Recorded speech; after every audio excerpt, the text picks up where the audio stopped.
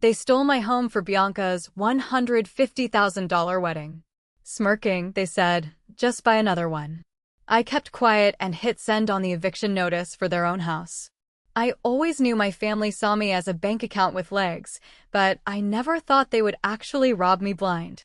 My name is Caroline, and I have been the responsible one for as long as I can remember.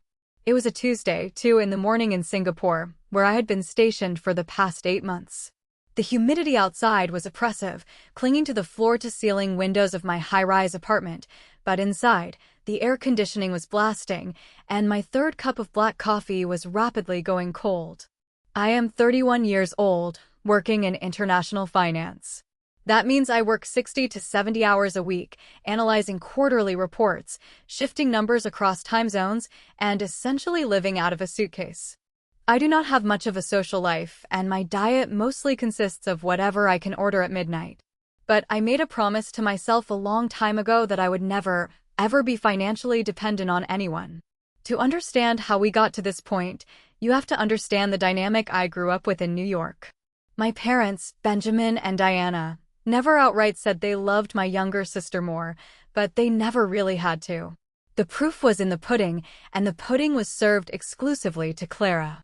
Clara is 26, but if you looked at her lifestyle, you would think she was a retired billionaire heiress. While I was taking advanced placement classes and working night shifts at a miserable diner just to afford my own winter coat, Clara was getting weekly manicures, posting aesthetic Instagram stories, and crying until my parents bought her the newest designer bags. There was always an excuse for the discrepancy. They would say, "Caroline, you are so independent, you can handle yourself." Or, "Caroline, you are the strong one, your sister is sensitive and needs our support." Support, in their vocabulary, always meant money. I remember sitting in a tiny, freezing dorm room during my freshman year of college, eating plain boiled pasta for the 4th night in a row because my parents told me they could not help with my textbook expenses. Later that exact same week, I saw a photo of Clara posing next to a brand new car for her sweet 16. They had taken out a second mortgage to buy it for her. I did not cry. I just swallowed the dry pasta, opened my laptop, and applied for a third part-time job. I learned early on that in my family, love was a transactional currency, and my account was always overdrawn while Clara had an unlimited credit line. Over the years, the gap only widened. I graduated, clawed my way up the corporate ladder, skipped vacations, and banked every bonus. I bought myself a beautiful, luxury apartment in downtown New York when I was 28. It was my sanctuary. It was the physical proof that all the sleepless nights, all the missed parties, and all the stress had actually meant something. I had built a fortress for myself. Clara, on the other hand, went to an expensive private college, partied her way to a useless degree, and moved back into my parents' house, completely funded by their dwindling retirement accounts. She never held a job for more than 3 months, always claiming her bosses were toxic or the work environment stifled her creativity. My parents enabled her every delusion. They treated her like a delicate flower that needed constant watering with cash. I watched them slowly sink into The financial collapse of Benjamin and Diana did not happen overnight. It was a slow, agonizing bleed. For years ago, the cracks in their perfect facade finally shattered. My father lost a major client at his firm, and my mother had long ago maxed out her credit cards trying to maintain the illusion of upper-middle-class wealth for her country club friends and, of course, for Clara. I found out through the grapevine, a slip of the tongue from a sympathetic aunt, that my parents were 60 days behind on their mortgage and facing imminent foreclosure. They were drowning in debt, fielding calls from collection agencies, and staring down the barrel of personal bankruptcy. They never asked me directly for help. Instead, my mother would call me, her voice dripping with manufactured sorrow, talking vaguely about how hard times were and how Clara was so stressed about having to sell her car. It was classic emotional manipulation. They wanted me to offer my money so they would not have to suffer the indignity of begging for it. I knew that if I simply wrote them a check, it would be the biggest mistake of my life. If they knew I had the kind of liquid assets to bail them out, I would instantly transform from their independent daughter into their personal, permanent ATM machine. Every time Clara wanted a vacation, every time my mother wanted to remodel the kitchen, they would come to me. And if I ever said no, I would be branded the selfish, cruel monster who abandoned her family. I needed to save them from homelessness, because despite everything, the guilt of letting them live on the street would have eaten me alive, but I absolutely refused to be their financial slave. So, I did what I do best. I treated my family like a failing corporate asset that needed a quiet bailout. I contacted a corporate lawyer and set up a holding company. I called it Meridian Holdings, officially registered as a limited liability company in the state of Delaware, which has incredibly strict corporate secrecy laws. Through Meridian, I set up a blind trust. I funneled a significant portion of my salary into this trust every single month. Through legal intermediaries, Meridian Holdings reached out to my parents' bank and quietly negotiated to cover their arrears. From that day forward, Meridian Holdings paid their $2,800 mortgage on the first of every month. The company also covered my mother's minimum credit card payments and the remaining balance on Clara's absurdly expensive car loan. To my parents, it looked like a miracle. The lawyers handled everything under the guise of an anonymous philanthropic trust, supposedly set up by a distant, wealthy relative who wished to remain completely private. My parents never questioned it. They never investigated who their guardian angel was. They just accepted the money with greedy, open arms, convinced that the universe was finally rewarding them for being such good people. For 4 years, I was the ghost in the machine of their lives. I paid for the roof over their heads while I sat in a tiny studio apartment in Singapore, eating ramen noodles to maximize my savings. And the bitter irony? They still complained about me. Whenever I called home for holidays, my mother would sigh and tell me about the wonderful, generous anonymous benefactor who was taking care of them, quickly followed by a pointed remark about how I never sent anything more than a basic greeting card. Clara would chime in, calling me a corporate drone who cared more about spreadsheets than family. I took the insults in silence. I bit my tongue so hard it bled. I let them believe I was cold and distant because the alternative, them knowing the truth and feeling entitled to every penny I earned, was a nightmare I refused to live. I thought my secret was safe. I thought my boundaries were bulletproof. I was an absolute fool. The laptop on my desk chimed, pulling my eyes away from a dense spreadsheet. It was an incoming video call. The caller ID flashed with my mother's name. I hesitated, my finger hovering over the mouse. It was Tuesday morning in Singapore, which meant it was Monday evening in New York. We rarely spoke outside of scheduled weekend holidays, and spontaneous calls usually meant someone was in the hospital or someone needed money. Judging by history, it was definitely the latter. I clicked accept. The screen flickered, and suddenly, my entire family filled the frame.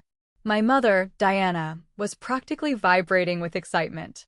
Her face was flushed, and she was wearing a brand new blouse that I was fairly certain she could not afford.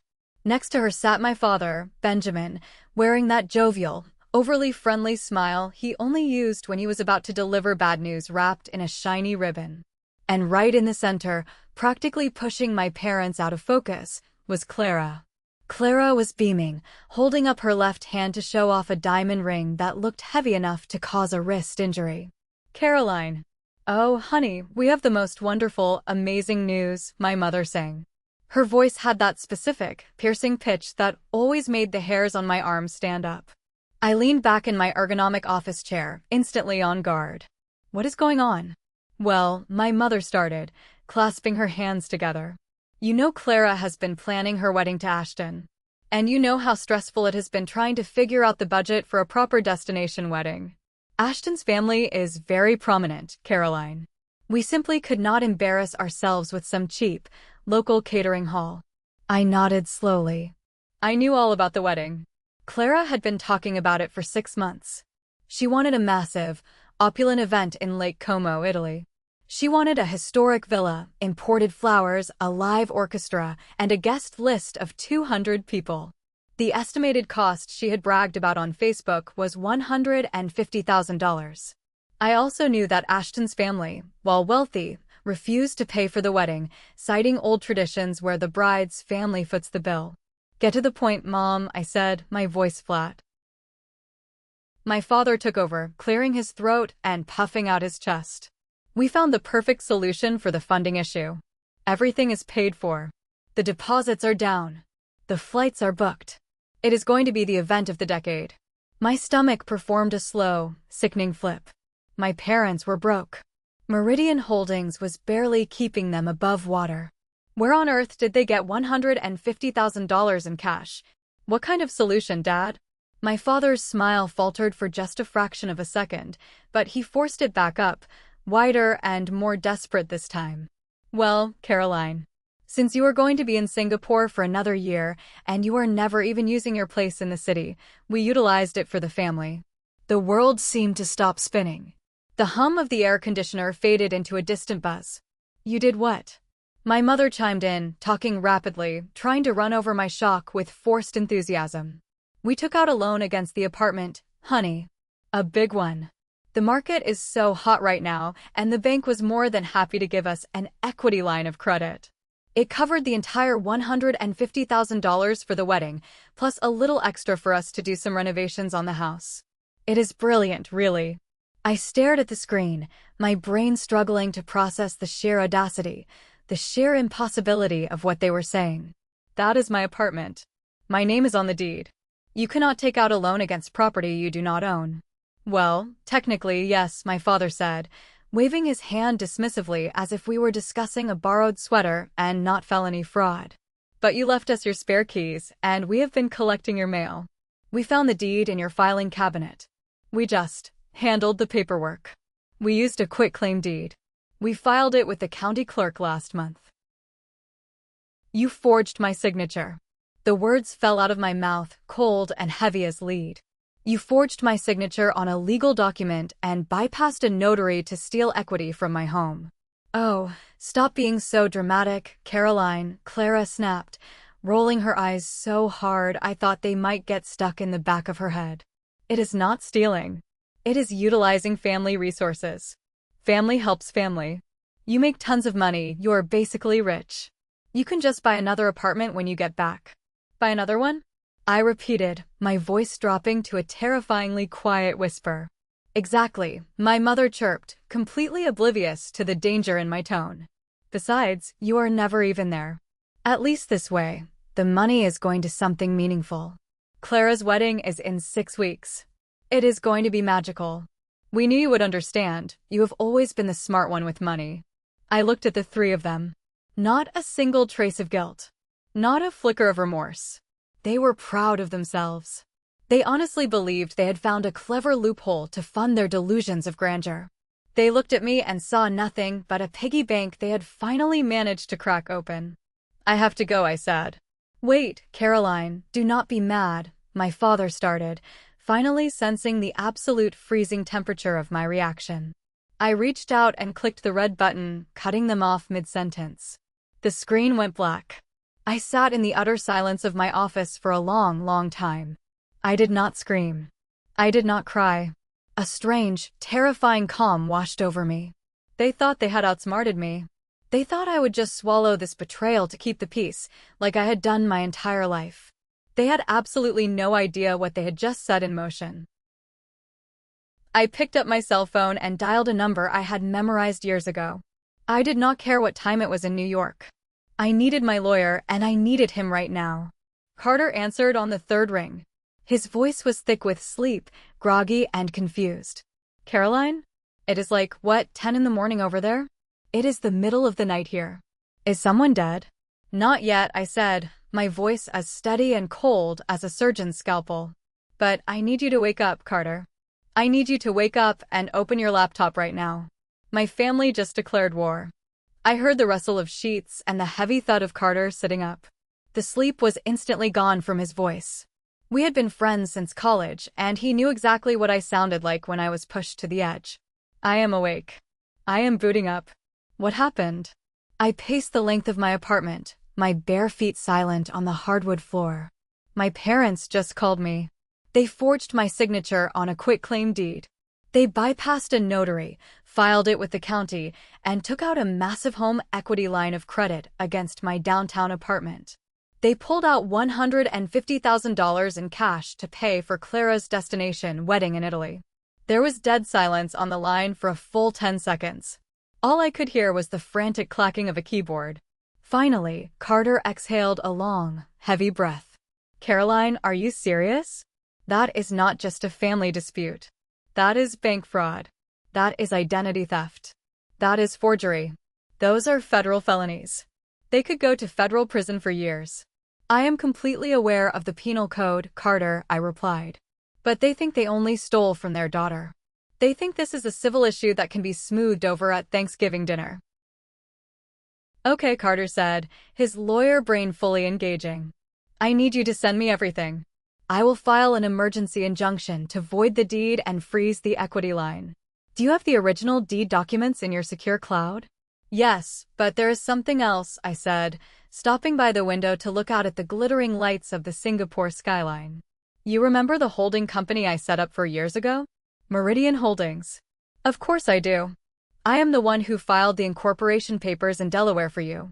You use it to pay their mortgage anonymously so they do not drain you dry. What about it? A year after I bought the downtown apartment, I transferred the deed from my personal name into Meridian Holdings for liability protection. My parents do not know that. They never look at the fine print. They found an old copy of the original deed in my filing cabinet and used that as a template." Carter let out a low, sharp whistle. "Oh my God. Caroline, you brilliant, paranoid genius. They did not just commit fraud against an individual. They committed corporate fraud against an LLC. The sale and the loan are completely, 100% legally invalid. The bank will panic when they realize they issued a massive loan on a fraudulent deed belonging to a corporation. They will lock down every single cent of that money immediately." "Exactly," I said, a dark, humorless smile touching the corners of my mouth. "And when the bank freezes that $150,000, every single check my parents wrote for that Italian wedding is going to bounce so hard it will break the pavement." "I am drafting the emergency injunction right now," Carter said, the sound of his typing echoing loudly through the phone. "I will have a judge sign off on it by noon tomorrow. But Caroline, you need to understand something. Once I file this, there is no going back. The bank will launch a federal investigation. Your family will face criminal charges. Are you prepared for that?" I thought about Clara's smug face, waving her diamond ring while telling me to just buy another house. I thought about my parents, smiling warmly while they confessed to stealing hundreds of thousands of dollars from the daughter they had neglected her entire life. "They made their choice when they picked up that pen and forged my name," I said softly. "I am just making sure they experience the consequences. File the injunction, Carter. Burn it all down." With the legal machinery officially in motion, I hung up with Carter and walked over to my desk. I opened my laptop, the screen illuminating my face in the dark room. The emergency injunction would stop them from spending any more of the stolen money, but it was not enough. If I was going to cut this cancer out of my life, I needed to sever every single artery that connected us. I opened a secure browser window and logged into the administrative portal for Meridian Holdings. The dashboard loaded, displaying the automated financial pipelines I had built 4 years ago to keep my family afloat. It was a perfectly designed system of charity, a silent lifeline that had cost me thousands upon thousands of hours of my life to maintain. And with a few clicks, I was going to annihilate it. I navigated to the Recurring Payments tab. There it was. The first item on the list, $2,800, scheduled for the first of every month, wired directly to the mortgage lender for my parents' house in New York. My finger rested on the trackpad. If I canceled this, my parents would miss their payment next week. Given their abysmal credit history and the fact that they were already underwater, the bank would issue a notice of default within 30 days.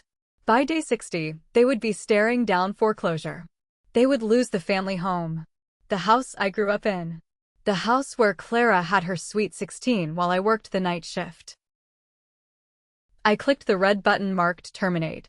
A prompt appeared on the screen, asking me to confirm the cancellation of the recurring transfer. I clicked confirm without a second thought. The pipeline was severed. Next, I scrolled down to the credit card payments. $400 a month to keep my mother's platinum card from defaulting. Terminate. Confirm. $250 a month for Clara's car insurance. Terminate. Confirm. Every single automated transfer, every quiet bailout, every hidden subsidy that allowed them to live their delusional, upper-middle-class fantasy was systematically shut down. I watched the active payments list drop to 0. The ghost benefactor was officially dead. But I wasn't finished. I logged into my personal banking portal, navigating to the specific institution where my parents had fraudulently opened the equity line of credit using my apartment. Since I was still the primary account holder for my personal checking accounts at that same bank, I had access to their fraud reporting tools. I clicked on the emergency fraud alert section. I filled out a detailed, formal report stating that a massive loan had been taken out using a property belonging to an LLC, and that the signatures on the required documents were entirely forged. I uploaded a scanned copy of my passport, my actual signature, and the Delaware incorporation documents for Meridian Holdings proving ownership of the apartment. I hit submit. A bright red banner appeared at the top of the screen, Severe Fraud Alert Registered. All associated accounts pending immediate freeze and investigation. I leaned back in my chair, exhaling a breath I felt like I had been holding for 20 years. It was done. The trap was set, and the jaws were about to snap shut. By tomorrow afternoon, my parents would walk up to a register or try to wire money to Italy, and their cards would be declined. When they called the bank to complain, they would be informed that they were under investigation for federal fraud. A tiny, insidious voice in the back of my head, the voice of the dutiful, guilty daughter they had trained me to be, whispered that I was being cruel, that I was destroying my family over money. I ruthlessly crushed that voice. They destroyed the family. They saw my hard work, my sacrifices, and my home as nothing more than a convenient slush fund for a luxury party. They didn't love me. They loved what they could extract from me. I closed the banking tabs. Now, it was time to make sure they knew exactly who was pulling the rug out from under them. The sun was beginning to rise over Singapore, painting the sky in bruised shades of purple and orange. I had not slept a wink, but I had never felt more awake, more hyper-focused in my entire life. I opened a new folder on my desktop and named it The Reckoning. For the next 3 hours, I methodically went through the archives of Meridian Holdings. I downloaded every single monthly bank statement from the last 4 years. I pulled the wire transfer receipts for every mortgage payment. I saved the confirmation emails for my mother's credit card bills and Clara's car insurance. I compiled them all into a massive, undeniable PDF document. It was a financial autopsy of their parasitic lifestyle.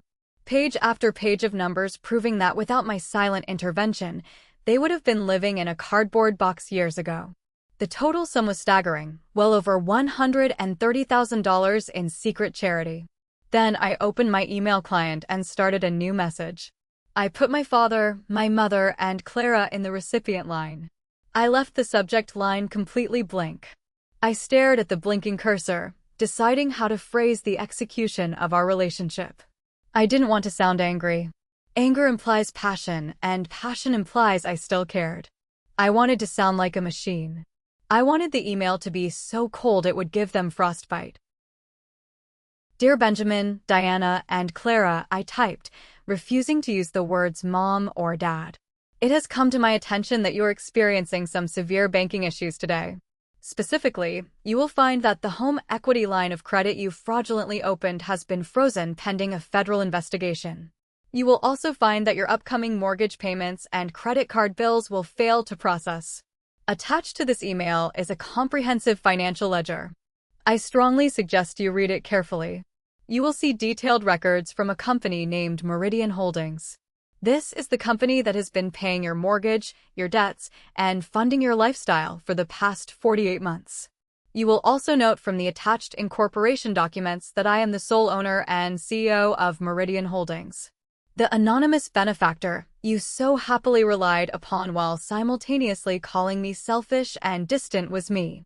The property you attempted to steal by forging my signature does not belong to me personally.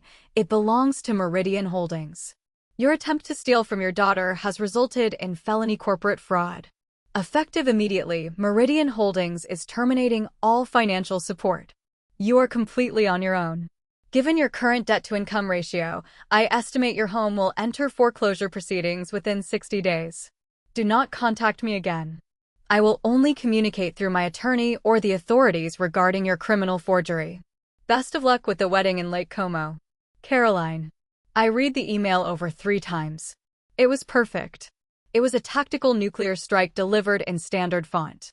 I attached the massive PDF ledger and the legal documents proving ownership of the apartment. I looked at the clock. It was currently 6 in the morning in Singapore, which meant it was 6 in the evening on Monday in New York. If I sent it now, they would just read it, panic, and blow up my phone all night while I was trying to sleep. I wanted maximum impact. I wanted them to read this email exactly when their world started falling apart in real time. I used the scheduling feature on my email client and set the message to send automatically at exactly 9 in the morning New York time on Tuesday. Right when the banks opened. Right when Carter's emergency injunction would hit the regional manager's desk. Right when the wedding planner in Italy would try to process the massive deposit check for the villa. I clicked Schedule Send. The email vanished from my outbox, ticking down like a time bomb waiting for the sunrise in America. I stood up, my joints popping in protest after sitting for so long. I walked into my bedroom and picked up my cell phone. I navigated to the settings, turned off all notifications, and then powered the device down completely. I tossed it onto the nightstand, where it landed with a dull thud. For the next 12 hours, I was completely unreachable. I was not going to listen to their excuses, their fake tears, or their desperate bargaining. They were going to burn, and I was going to get a good night's sleep. I pulled the blackout curtains shut, plunging the room into absolute darkness, and closed my eyes. Thank you for watching until the most dramatic part of the story. If you enjoyed Caroline's handling of the situation, please like this video, subscribe to the channel so you don't miss the next part, and don't forget to leave a comment with the name of the city you live in. Every comment helps the video reach more viewers. Thank you very much. I woke up at 6 in the evening, Singapore time. The room was pitch black, and for a second, I forgot where I was or what I had done. Then, the memory of the scheduled email and the frozen bank accounts rushed back, hitting me with a jolt of adrenaline better than any caffeine. I sat up, reached for my phone on the nightstand, and powered it on. The device nearly vibrated out of my hand. It was a digital avalanche. 142 missed calls. 68 text messages. And an inbox that looked like a war zone. I didn't look at the family messages yet. I went straight to my emails. The first one was from Delilah, the wedding planner. The subject line was marked urgent, payment failure, action required. I opened it. Delilah's tone was a mix of professional restraint and barely suppressed hysteria. She explained that she had attempted to process the initial wire transfer of $45,000 to the historic villa in Lake Como, Italy, but the transaction had been flagged and declined by the bank for insufficient funds and suspected fraudulent activity. She wrote that the villa management was refusing to hold the date without an immediate, cleared deposit. The airline had also sent a cancellation notice for the 24 first-class tickets booked for the bridal party because the credit card on file had been declined. Delilah was begging me to call her, stating that Clara was in her office having a complete nervous breakdown and that Benjamin and Diana were not answering their phones. I leaned back against my headboard, a cold, calm satisfaction washing over me. I could almost see the scene in New York. The luxury bridal boutique, the expensive coffee, the air of entitlement, all of it shattered by a simple plastic card being swiped and rejected. I scrolled down to the next email. This one was from a boutique floral designer in Milan. They had been commissioned to fly in $30,000 worth of specific, out-of-season white peonies for the ceremony. The email was blunt. Since the deposit wire failed, we have released your order to another client. We do not work with families who have credit issues. Do not contact us again. Then came an email from the catering company. Then the orchestra. Then the luxury transport service. It was a total, systematic collapse. The $150,000 my parents thought they had secured was gone, locked in a digital vault they no longer had the keys to. I didn't call Delilah. I didn't call the villa. Instead, I typed a very short, very corporate response to the wedding planner. "Dear Delilah," I wrote. "I am sorry to hear about the technical difficulties. However, as I am currently stationed in Singapore and have no financial involvement or legal connection to this event, I cannot assist you. My parents and sister are the sole responsible parties. Please direct all further inquiries to them. Best of luck with your business." I hit send and felt a weight lift off my shoulders. I was no longer the fixer. I was no longer the safety net. I was just a spectator watching the circus tent catch fire. I navigated back to my inbox and saw a new message from Fiona, the loan officer at the bank. This was the one I was waiting for. Fiona's email was marked OFF the record. She had been my personal banker for years, and while she had to remain professional, we had developed a friendly rapport. She wrote that she felt obligated to give me a heads up about what had happened at the branch that morning. Apparently, my father, Benjamin, had shown up at the bank 10 minutes before they even opened. He was wearing his best suit, acting like a high-powered executive. When the doors opened, he marched straight to the manager's office, demanding to know why the equity line of credit had been frozen. Fiona described the scene in vivid detail.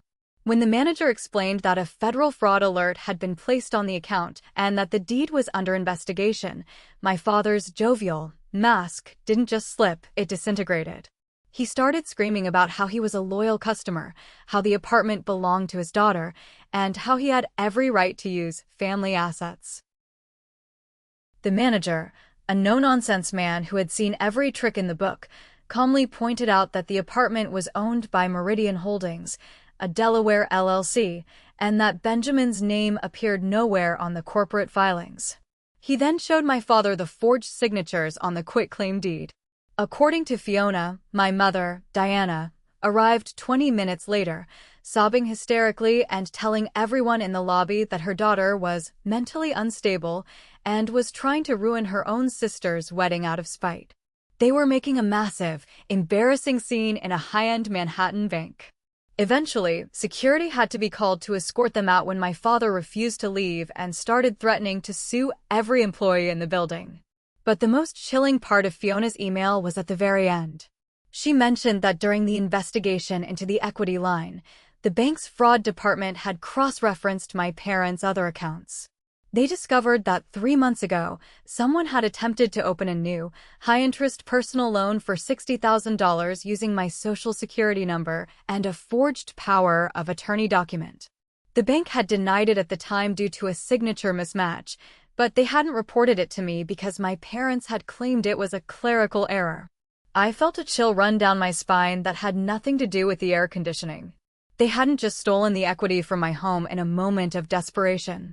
They had been actively trying to steal my entire identity for months. They had been hunting me, waiting for any gap in my defenses to drain me dry.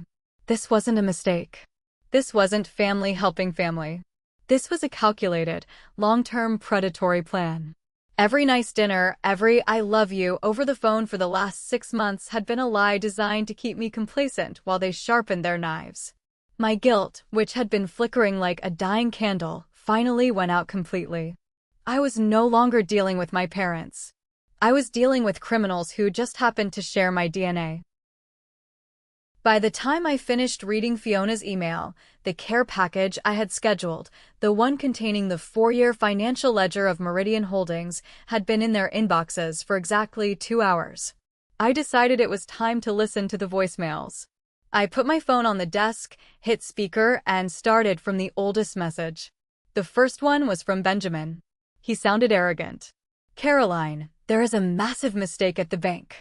They're talking about fraud, which is obviously a glitch in their system. You need to call the regional manager right now and tell them you authorized the equity line. Do it immediately. Clara is in tears."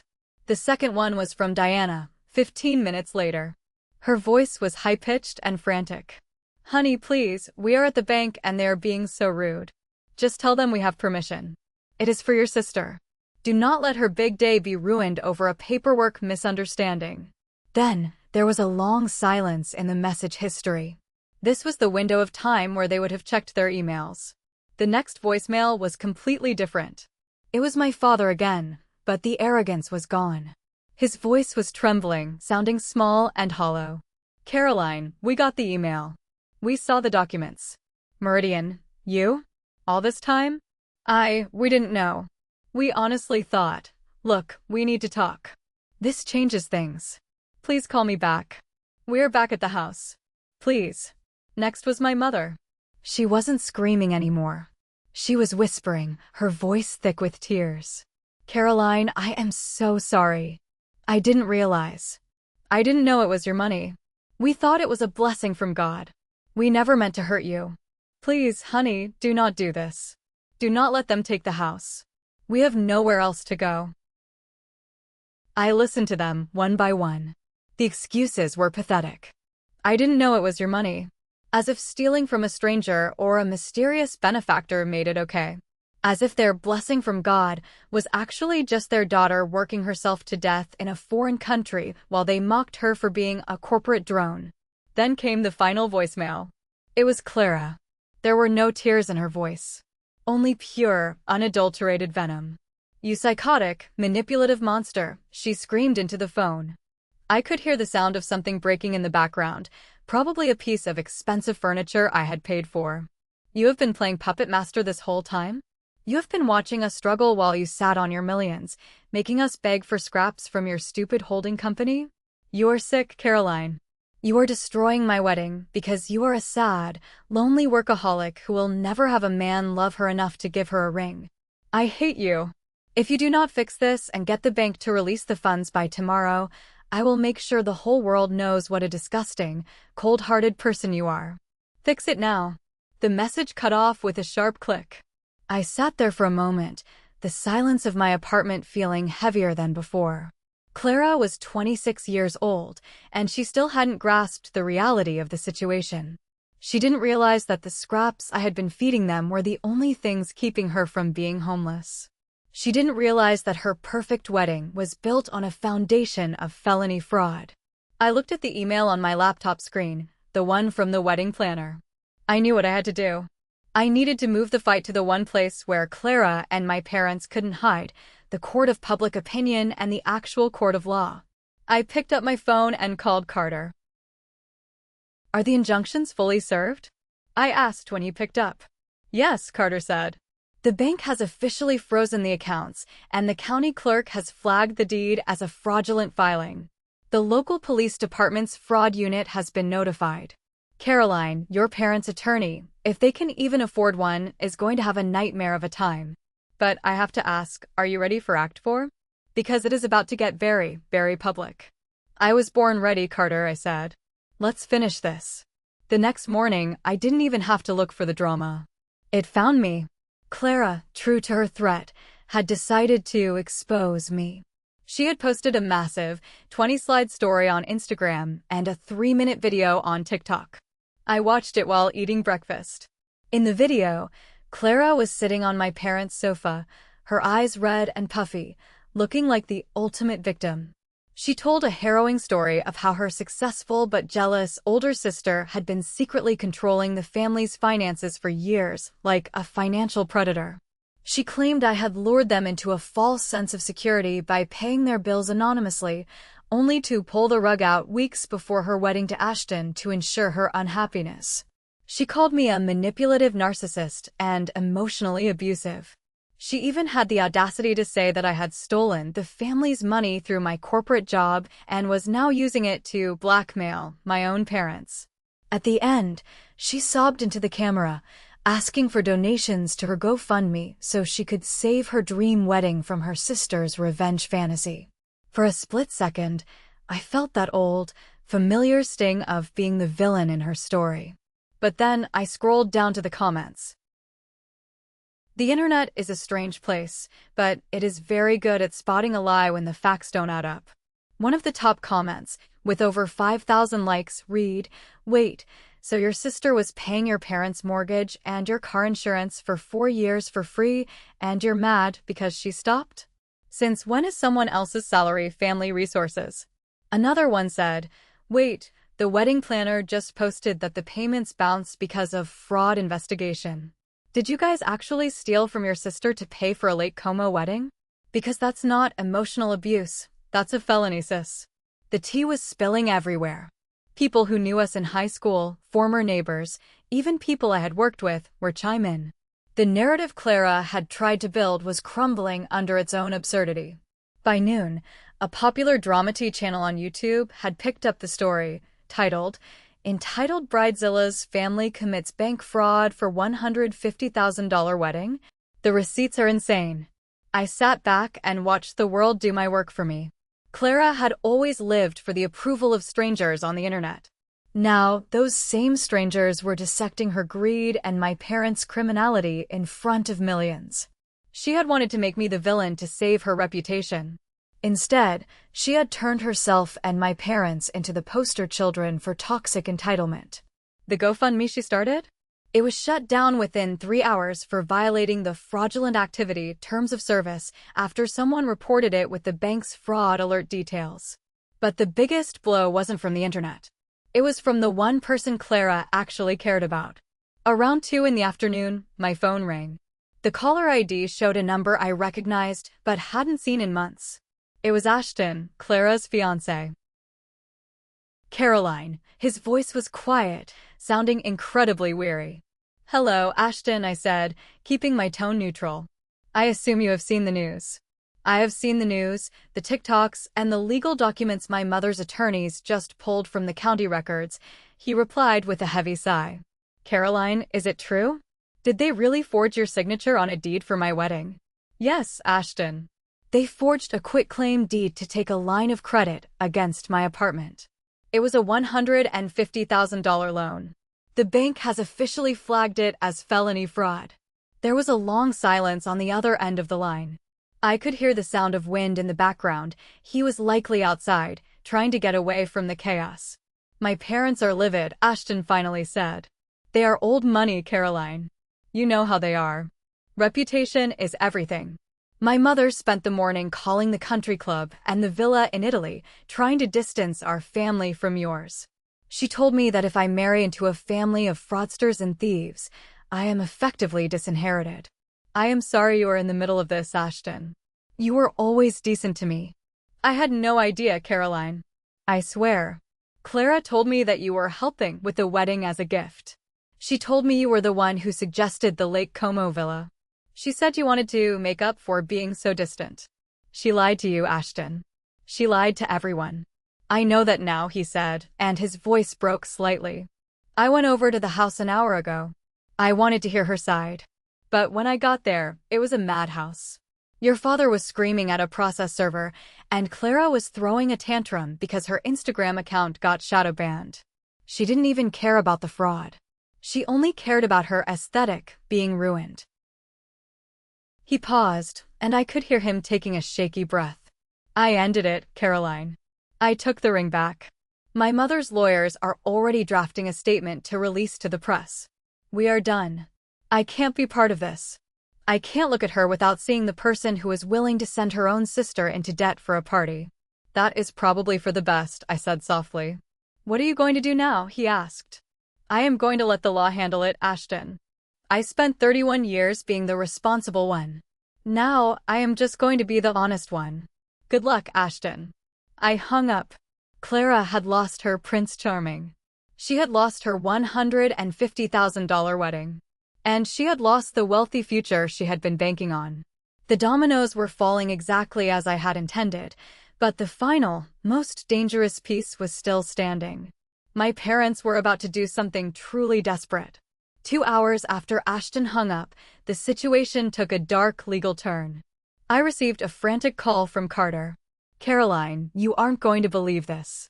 Benjamin and Diana just showed up at the local precinct. They didn't go there to confess.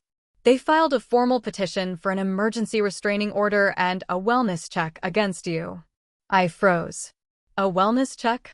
I am in Singapore. They are claiming that you have had a severe psychotic break due to the stress of your job," Carter explained, his voice tight with anger.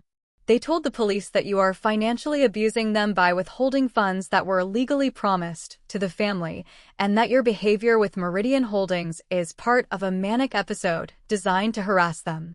They are trying to get the court to appoint them as your temporary conservators so they can manage your affairs while you are unstable. I sat down on my sofa, my heart hammering against my ribs. It was the ultimate gaslighting move. If they could convince a judge that I was mentally incompetent, they could potentially seize control of Meridian Holdings, void my fraud reports, and keep the money. It was a terrifyingly clever, albeit insane, strategy born of pure desperation. They are also trying to claim that the apartment was a gift from you that you are now trying to unlawfully reclaim through corporate trickery, Carter continued. A detective from the fraud unit, a man named Detective Rodriguez, is on the line.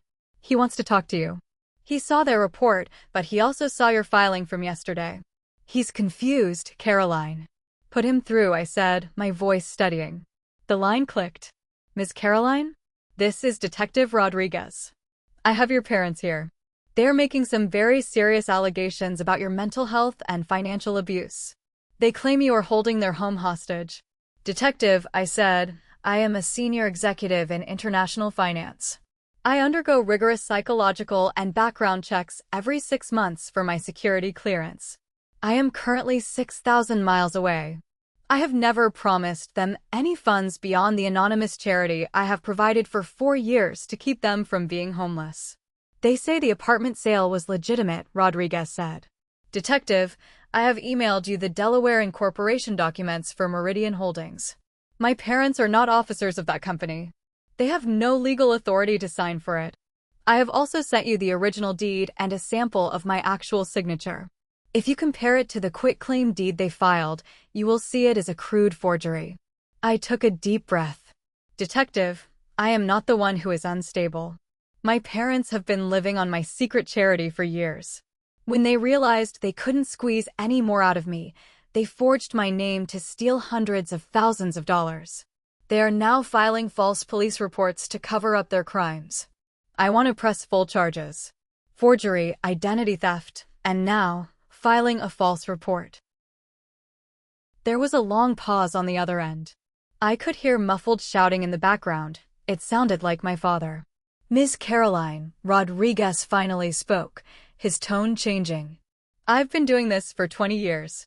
Usually, when people are manic, they don't have 4 years of meticulous bank ledgers and corporate filings ready to go.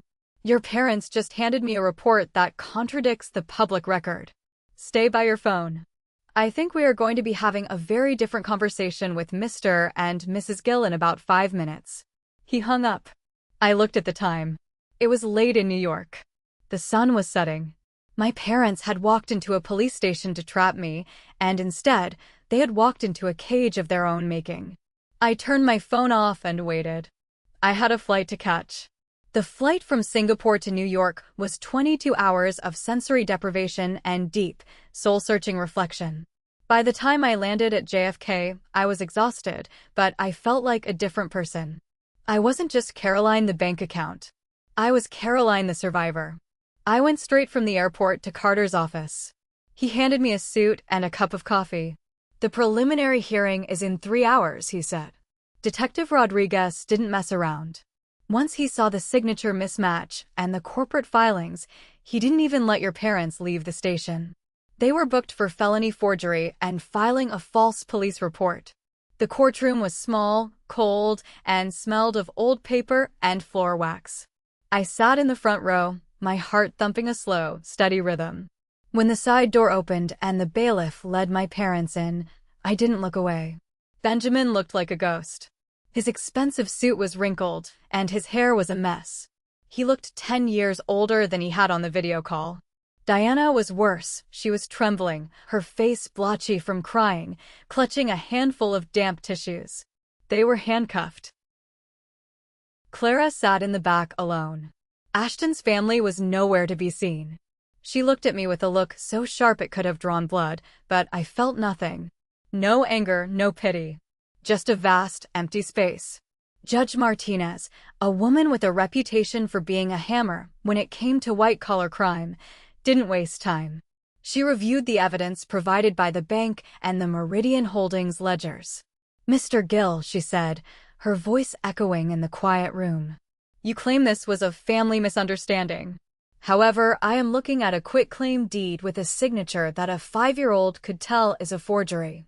I am looking at 4 years of secret payments from your daughter that you accepted while claiming she was abusing you. This isn't a misunderstanding. This is a predatory, calculated scheme to defraud a corporation and a family member."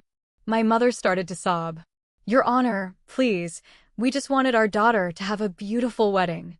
We were going to pay it back." "With what money, Mrs. Gill?" the judge snapped. "According to your filings, you have 0 assets, 0 income, and are 60 days away from a foreclosure that was only delayed because your daughter was secretly paying your bills. You cannot pay back a $150,000 fraud with good intentions." The ruling was swift.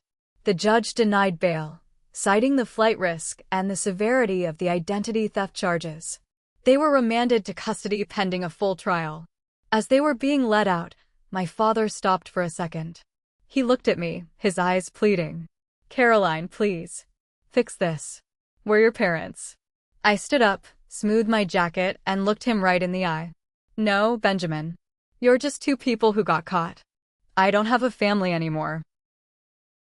The bailiff nudged him forward, and they disappeared behind the heavy wooden door. I walked out of the courtroom, Clara's screaming accusations echoing behind me, and I didn't look back once. 3 days later, I was standing in my downtown New York apartment. The doorman, Carlos, had been incredibly kind, telling me he was sorry for the unpleasantness with my parents. The apartment was exactly as I had left it.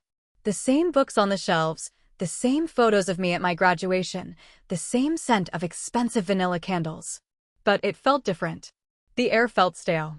The walls felt like they were holding onto the memories of the betrayal. I walked to the floor-to-ceiling windows and looked out at the city. For 31 years, I had been the strong one. I had been the one who fixed the problems, who paid the bills, who absorbed the insults so the delicate members of my family could thrive. I had been a ghost in my own life. My phone buzzed. It was a text from Ashton. He told me he was moving to London to start over. He thanked me for the truth. I wished him well and then did something I should have done years ago. I opened my contact list. I deleted Mom. I deleted Dad. I deleted Clara. I went through my extended family list and deleted every aunt, uncle, and cousin who had sent me a nasty message about destroying the family. The silence that followed was the most beautiful thing I had ever heard. I called a real estate agent I knew. "List it," I said. "Fully furnished. I want it gone by the end of the month." "Are you sure, Caroline? This place is your pride and joy." "It was," I said. "But I don't need a fortress anymore. I am going back to Singapore and then maybe I'll move to Tokyo. I'm going to find out who I am when I'm not being everyone else's solution." I hung up, walked out of the apartment, and locked the door for the last time. I handed the keys to Carlos and told him to give them to the agent. As I walked down the street, the New York wind biting at my face, I felt a strange, terrifying sense of freedom. Some bridges are meant to burn. Some fires are necessary to clear the ground for something new to grow. I had lost my family, but for the first time in my life, I had found myself. And that was a price I was more than willing to pay. So Reddit, after years of being their silent bank account, I sent my own parents to criminal court and let my sister's world burn down completely. Some extended family members say I took it too far and should have just sued them civilly instead of letting the criminal fraud charges stick. Am I the jerk for not saving them from the consequences of their own crimes? Thanks for watching. If you haven't subscribed yet, hit that button and ring the bell so you never miss another crazy story. Drop your verdict in the comments below. Did she go too far, or did they get exactly what they deserved? See you in the next one.